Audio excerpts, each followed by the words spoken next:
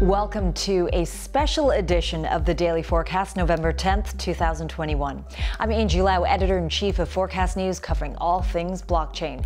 Well, Forkast News, along with AAX, is incredibly proud to present the Bitcoin and Beyond Virtual Summit with some of the biggest thought leaders and newsmakers in blockchain speaking. They included Don Tapscott, SBF, that's Sam Bankman Fried of FTX, and Alex Mashinsky of Celsius, just to name a few. And here are just some of the highlights. Our privacy is being undermined. People say, well, Don, privacy's dead, get over it. I think that's foolish. Privacy is the foundation of freedom.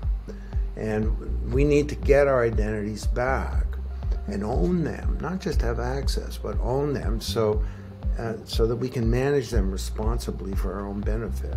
And without that, I don't think you get prosperity, ultimately. Bitcoin is decentralized, and the process of learning about it within El Salvador has become decentralized. It's peer-to-peer.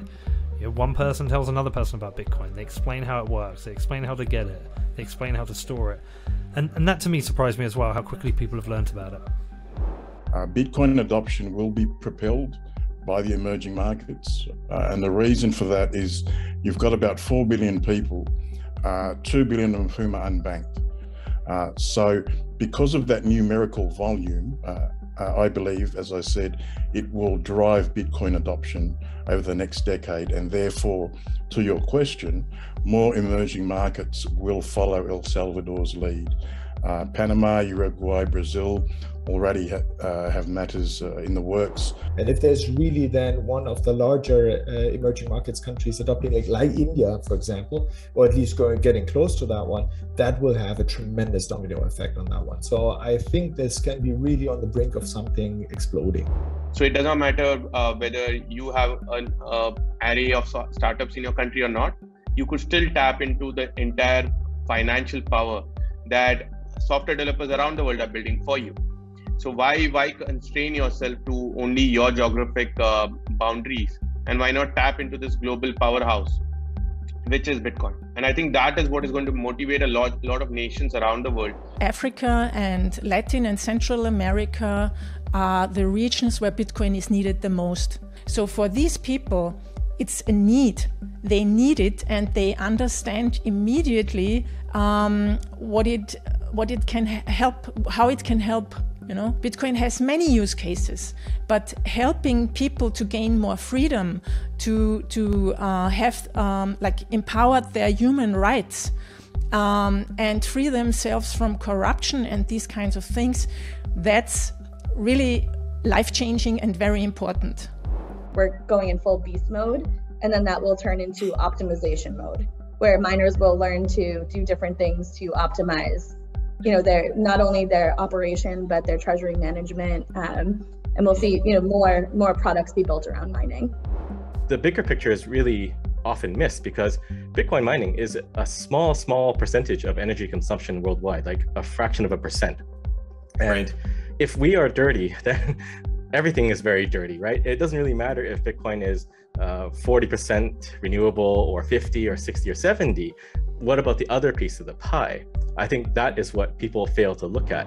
Where I think we are now is, especially as Bitcoin has risen up as a mainstream narrative, around the same time as ESG mandates are coming raining down on investors, we see more publicly now efforts from Bitcoin miners to explicitly chase down more renewable energy mixes. So I think we're on the precipice of moving from an unintentionally green industry to a very intentionally green industry.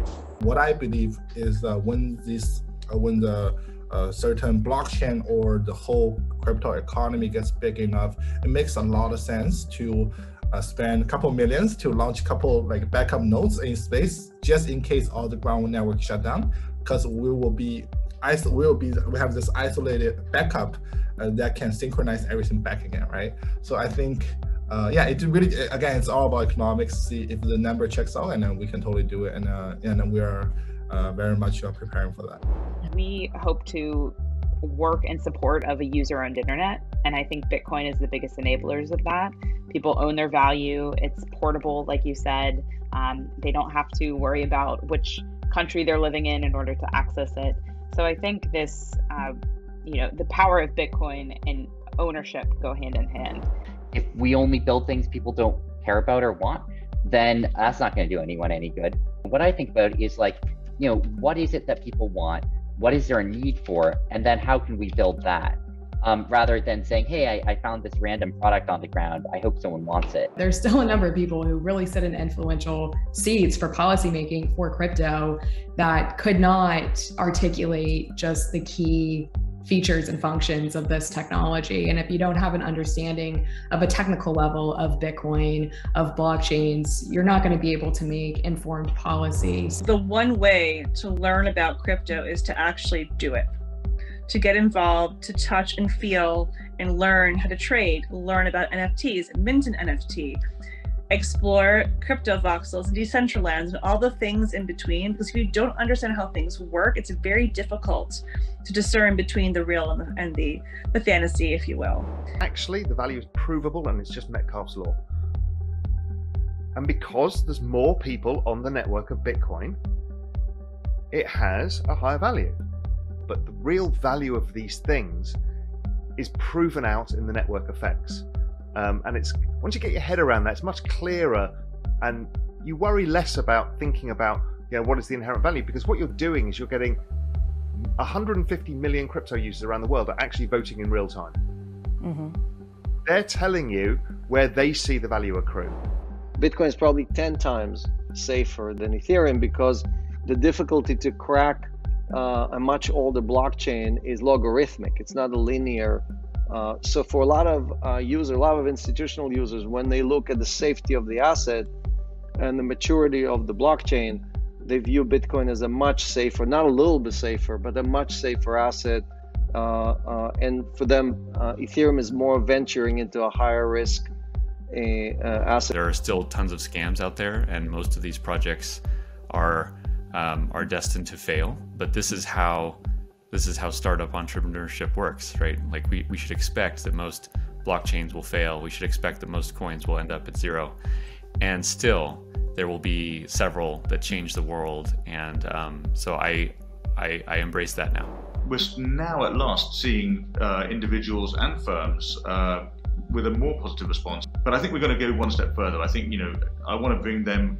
At the moment, they're standing at the door. I want to bring them all the way down into this DeFi space, and as soon as they get that comfort and understand the risks and are happy with that, then that's the ultimate goal. The key insight here is that if Bitcoin enabled people to move value peer-to-peer using this native token called a Bitcoin, then DeFi enables peer-to-peer models for basically every single thing that the financial services industry does. And that's it for this special edition of the Daily Forecast. For much more of our coverage of the Bitcoin and Beyond Virtual Summit, visit forecast.news. I'm Editor-in-Chief Angie Lau. Until the next time.